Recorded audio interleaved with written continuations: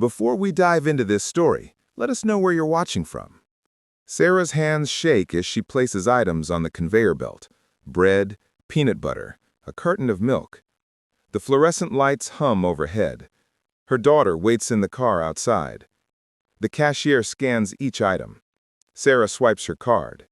Declined. She swipes again. Her face burns red. Declined. Try cash, the cashier whispers. I don't have any. Sarah's voice cracks. She pulls out her phone, checking her bank account. $0. 3 weeks since her last paycheck. 3 weeks of promises from her manager that it's coming. Behind her, someone clears their throat. The line grows longer. Sarah's manager, Rick, stands 3 people back. He sees her. His lips curl into a smirk. Having trouble, Sarah? His voice carries through the store. Maybe if you worked harder instead of complaining about your schedule. Laughter ripples through the line. Sarah gathers her items. Her hands won't stop shaking. She walks past Rick, past the laughing customers, past the exit. In her car, her daughter asks, "Did you get dinner, Mom?" Sarah can't answer. She stares at the unemployment check stub in her purse. 3 weeks. Rick promised. She needed that money for rent, for food, for everything. What Sarah doesn't know is that her coworker Maria stands in that same line. Maria sees everything. Maria remembers the whispered conversations in the break room, the missing paychecks, the excuses. She pulls out her phone. The text goes to the group chat. Rick just humiliated Sarah at the grocery store. She hasn't been paid in 3 weeks. Neither have I. Neither have any of you. We need to talk. By midnight, 15 restaurant workers gather in Maria's living room. Coffee mugs sit on every surface. Everyone has the same story. Missing paychecks, promises, excuses. I checked the payroll records, Marcus says. He's been there 5 years. Rick's been depositing our wages into his personal account. The restaurant owner has no idea. How much? Someone asks. $47,000 over 6 months. The room goes silent. $47,000 stolen from people who can barely afford groceries. Friday's the Valentine's dinner rush. Biggest night of the year.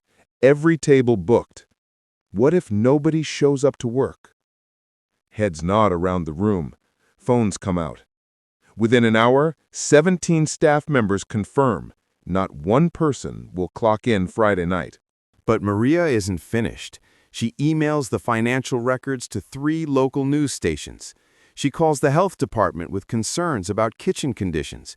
She posts on every local Facebook group about wage theft. Friday evening arrives. Rick stands in the empty kitchen. 5 o'clock. No prep cooks. No line cooks. No servers. His phone buzzes with reservation confirmations. 60 tables, 300 guests, 0 staff. He calls Sarah. Voicemail. He calls Maria. Voicemail. He calls everyone. Nobody answers. The first customers arrive at 6.